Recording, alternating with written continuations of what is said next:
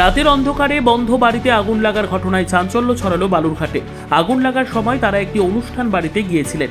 মঙ্গলবার মধ্যরাতে বালুরঘাট শহরের স্টেট বাস স্ট্যান্ড সংলগ্ন এলাকায় আগুন লাগার ঘটনা ঘটে। পাশের বাড়িতে আগুন দেখতে পেয়ে প্রতিবেশীরা ঘটনাস্থলে ছুটে আসে।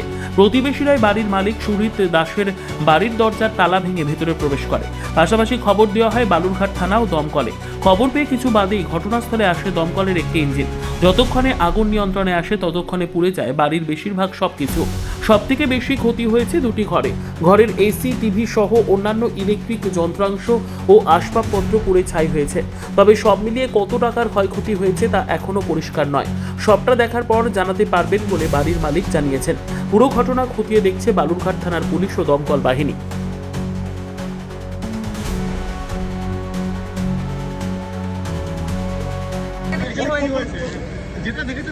কি হয়েছে এখানে, কি দেখলেন? চিৎকার চেঁচানি শুরু, তার মধ্যে আগুন ধরছে এখানে বাড়িতে। এটা দেখা সব চিৎকার করে চলে আসছে। কি থেকে আগুনটা লাগলো কি মনে হচ্ছে? মনে হয় ইলেকট্রিক থেকে আগুন লাগছে কেউ কি মনে হচ্ছে। আমার তো পাশে ওইদিকে বাড়ি। কেউ ছিল? বাড়িতে কেউ বাড়িতে একজন ছিল একজন ছিল। আহত হয়েছে, একজন আহত হয়েছে, আমাদের ওইদিকে হালকা হাত কাটছে। হসপিটালে নিয়ে গেছে।